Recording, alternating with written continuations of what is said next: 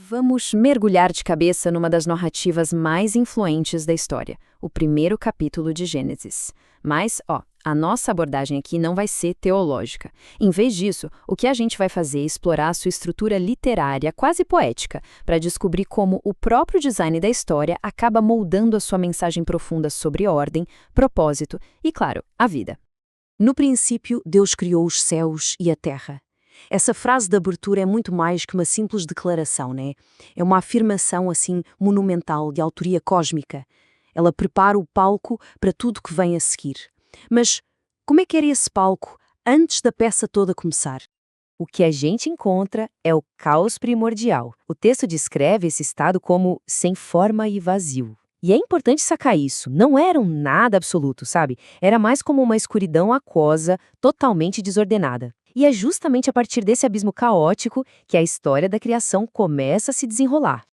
E aqui a gente chega num ponto fundamental. Essa não é uma história sobre criar algo do nada, mas sim sobre trazer ordem ao caos. A narrativa toda gira em torno de duas ações principais: dar forma ao que não tem forma e preencher o que está vazio. É, no fundo, uma história sobre design intencional. E o primeiro ato de colocar ordem é de uma simplicidade poderosa: haja luz. Esse comando dá o pontapé inicial para a primeira separação fundamental, dividindo a luz da escuridão, e ao fazer isso, estabelece o ritmo do dia e da noite. É o primeiro passo super crucial para transformar o caos num cosmos estruturado. Nos primeiros 3 dias, a gente vê esse padrão de ordem através da separação continuar. A cada dia que passa, um novo domínio é estabelecido, um vai se construindo sobre o outro para criar as fundações do mundo como a gente o conhece. E ao longo desses dias, a narrativa segue uma fórmula poética que se repete. Funciona assim: primeiro vem um comando, disse Deus, depois o cumprimento, e assim foi. Aí vem uma avaliação, e Deus viu que ficou bom, e para fechar, um marcador de tempo encerra o dia. Esse padrão rítmico transforma a história numa espécie de hino, um cântico da criação. No segundo dia, acontece outra separação crucial. Uma abóbada, um firmamento, é criada para separar as águas de cima das águas de baixo e, com isso, formando o céu. Esse ato estabelece outro domínio fundamental, fazendo a distinção entre a atmosfera e os oceanos. Chegamos ao terceiro dia, e aqui o processo de formação atinge o seu auge. As águas são reunidas, permitindo que a terra seca apareça. E o legal é que, assim que a terra surge, ela já é chamada a florescer, produzindo vegetação, plantas e árvores, cada uma de acordo com as suas espécies. Com isso, pronto, os domínios principais do mundo estão formados. Agora que os espaços estão estabelecidos, a narrativa muda de marcha. Sai do formar para o preencher. E aqui a gente vê uma simetria literária que é simplesmente deslumbrante. Olha que genial! Os dias 4, 5 e 6 correspondem direitinho aos dias 1, 2 e 3, preenchendo os espaços que foram criados. Vamos começar pelo quarto dia.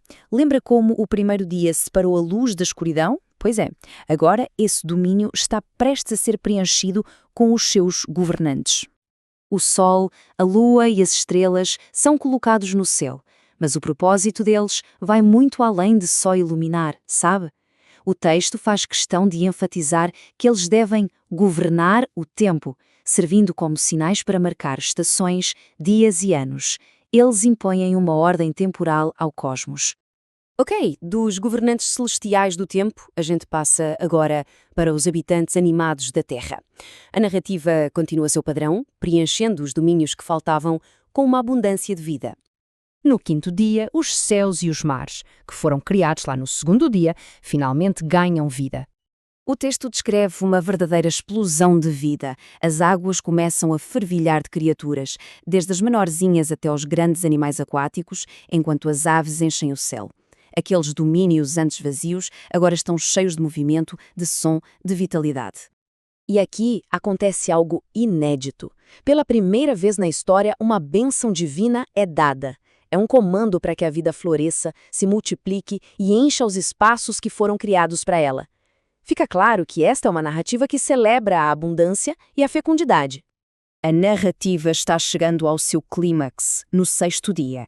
A terra seca, formada lá no terceiro dia, está prestes a ser preenchida, e tudo isso vai culminar num ato criativo que se destaca de todos os outros. O sexto dia se desenrola em duas partes, tá?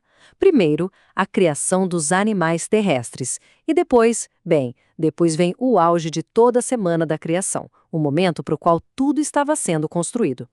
A Terra é chamada a produzir seres vivos de todos os tipos, cada um, mais uma vez, de acordo com as suas espécies.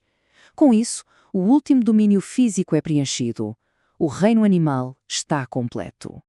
E então, a narrativa dá uma virada. O padrão familiar do disse Deus é quebrado.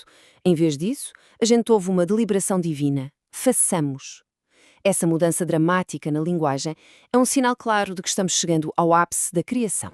Este é o clímax poético. A humanidade, homem e mulher, é criada à imagem de Deus. No pensamento da antiguidade, isso significava que os humanos são designados como representantes de Deus, com a tarefa de governar e cuidar da criação em seu nome.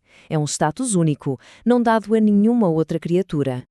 E por ter esse status de imagem, a humanidade recebe uma missão, um mandato. A ordem é ser fecundo, multiplicar-se, encher a terra e governá-la como bons administradores. O seu propósito é supervisionar e zelar por esse mundo recém-ordenado. Com a criação completa e a humanidade instalada no seu papel de administradora, a narrativa chega à sua avaliação final, a grande conclusão de uma semana de trabalho cósmico. Ao longo da semana, o refrão foi bom, mas agora, ao contemplar a criação na sua totalidade, ordenada e abundante, a avaliação sobe de nível para muito bom. Isso não é só uma aprovação, é como um selo de perfeição, declarando que o cosmos está completo e em harmonia. Então, como a gente viu, a estrutura de Gênesis 1 é tão significativa quanto o seu conteúdo. A narrativa se move de forma deliberada do caos para a ordem, do vazio para a abundância. E isso tudo nos leva a uma pergunta final para a gente pensar. O que esse design literário, tão meticuloso, nos diz sobre a visão de propósito e de significado que o autor viu no mundo? Fica aí a reflexão.